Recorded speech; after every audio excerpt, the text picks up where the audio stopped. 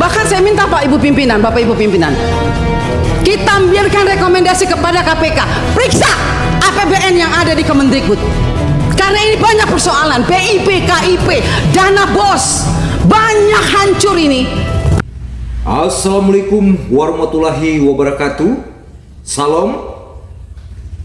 Teman-teman, Anita Jakoba Gah, anggota Komisi 10 DPR fraksi Demokrat, meluapkan amarahnya kepada Menteri Pendidikan, Kebudayaan, Riset dan Teknologi Mendikbud Ristek Nadiem Makarim saat rapat anggaran bersama Komisi 10 DPR di Senayan, Jakarta pada hari Kamis 6 Juni 2024. Anita menyoroti anggaran 15 triliun di Kemendikbud Ristek. Dia mempertanyakan apakah anggaran itu sudah dipakai dengan baik atau belum. Bahkan Anita sampai menyinggung rekomendasi ke KPK untuk melakukan pemeriksaan terhadap Kemendikbud Ristek. Baik teman-teman, bagaimana pendapat para netizen terhadap hal ini? Oke, kita lanjutkan menonton.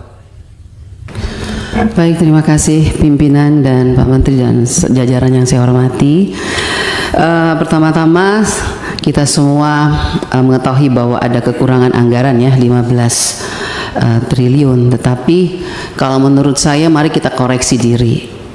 Kenapa ini terjadi? Jujur sama diri kita sendiri. Anggaran yang sudah diberikan begitu banyak tahun 2024 apakah sudah digunakan dengan baik atau tidak? Jangan kalau dikurangin kita sedih, tapi waktu dikasih banyak kita tidak menggunakannya dengan baik. Kenapa saya mengatakan tidak melakukannya dengan baik? Karena sampai hari ini Pak Menteri berulang kali saya katakan bahwa masih banyak persoalan terhadap realisasi anggaran dan penyerapan anggaran APBN itu ke daerah, baik transfer daerah, itu banyak persoalan. Mau masalah guru, sampai sekarang guru P3K yang sudah lolos P3K sampai sekarang belum dikasih SK. Provinsi NTT belum, mereka belum terima SK. Kedua, guru-guru daerah terpencil masih banyak yang belum terima juga tunjangannya. Ketiga, banyak bangunan-bangunan sekolah yang masih terbengkalai padahal dari 2021 anggarannya. Saya kasih contoh, di Kabupaten Kupang ada 17 sekolah bangunan yang dari 2001 sampai sekarang tidak terselesaikan.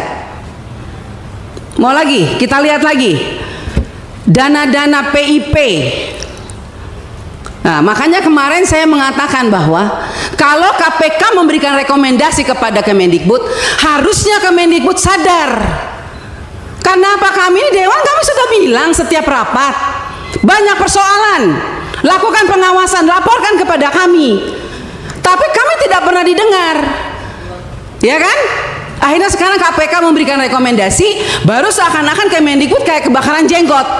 Bahkan kami anggota pemangku kepentingan mau diatur sama Kemendikbud untuk melakukan verifikasi oleh dinas. Loh, Anda sebagai kementerian mau nggak dilakukan verifikasi sama dinas?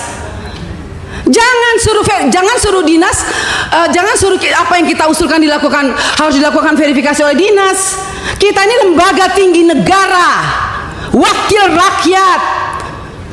Kita yang menentukan anggaran di Indonesia ini. Bagaimana kepala dinas bisa memverifikasi data yang kita berikan? Anda sebagai kepala kementerian mau nggak diverifikasi sama dinas? Bapak Ibu ini kan orang-orang pintar setahunya saya di Kemendikbud, orang-orang berpendidikan. Kok bisa salah mengambil kebijakan?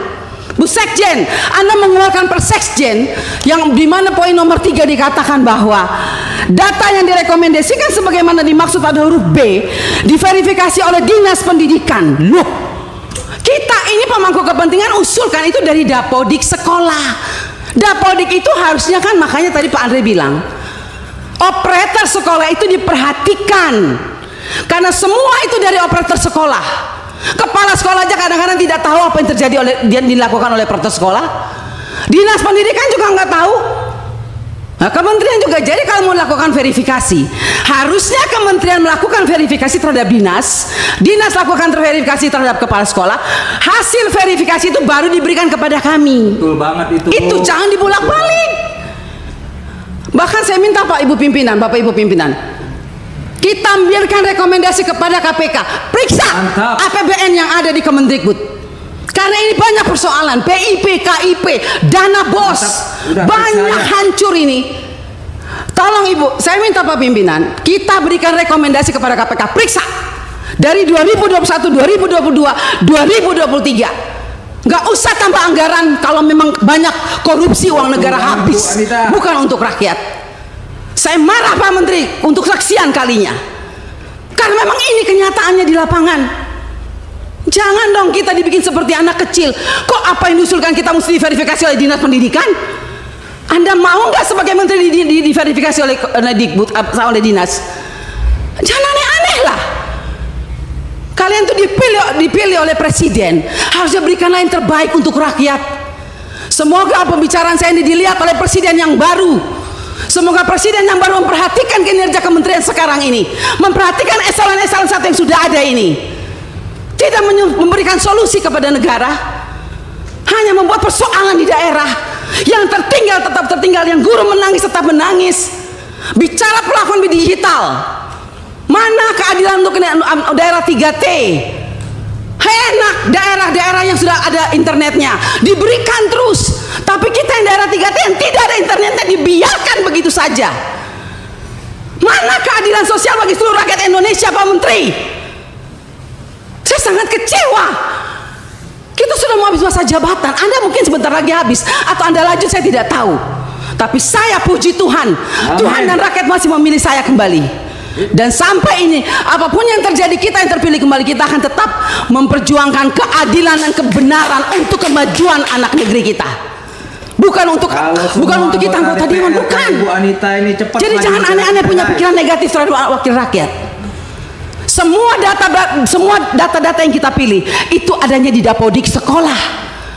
Perhatikan dong operator sekolah, perhatikan kepala sekolah, perhatikan dinas. Jangan hanya urus yang besar-besar triliunan, tapi begitu sampai di bawah tidak pernah diperhatikan. Mantap. Omong kosong semua ini. Saya setuju KPK memberikan rekomendasi.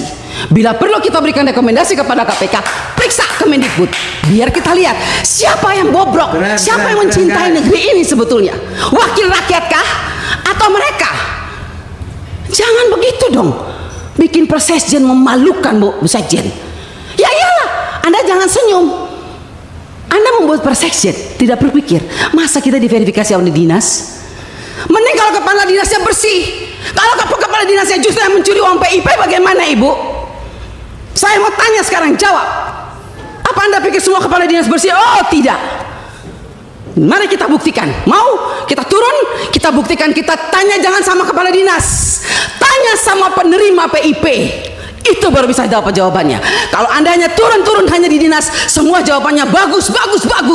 Tapi coba turun ke rakyat, turun ke penerima orang tua. Kalau nggak lihat itu orang tua punya air mata.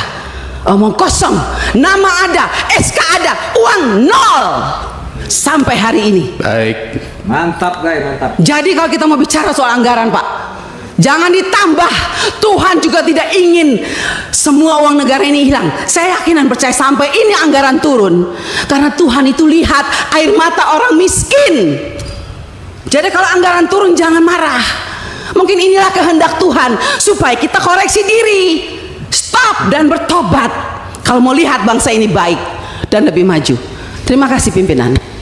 Ada menteri dibentak-bentak anggota dewan. Kasihan sih, dulu waktu masih ngurus ojek dimarahin penumpang, sekarang udah jadi menteri dimarahin ibu-ibu. Ras terkuat di muka bumi. Wah, pas dibentak diem. Itu namanya wakil rakyat, jangan cuma datang duduk duit. Tapi berani nggak teriakin pengesahan RUU perampasan aset koruptor? Nih ya, emang banyak yang bilang katanya kurikulum sekarang tuh yang pusing bukan cuma anaknya, orang tua sama guru juga ikutan. Katanya kurikulum belum tuntas sudah diganti. Bener gitu Pak? Ah beneran? Biar apa sih Pak? Biar kelihatan sibuk ya. Basicnya pengusaha ya apa-apa dibisnisin. Pementri titipan siapa sih? Enggak, maksudnya kok lolos mulu gitu reshuffle. Ayo, jangan-jangan dulu modal kampanyenya gede ya. Tapi gue nggak setuju sih sama yang bilang katanya bagusan sistem pendidikan dulu. Enggak, kalau bagus sekarang nggak banyak menciptakan koruptor dong. Percuma anggota dewan teriak-teriak kalau guru honorer masih menjerit. Baik guys, sampai di sini dulu jumpa kita kali ini. Saya Hendrik. Thanks for watching. See you again.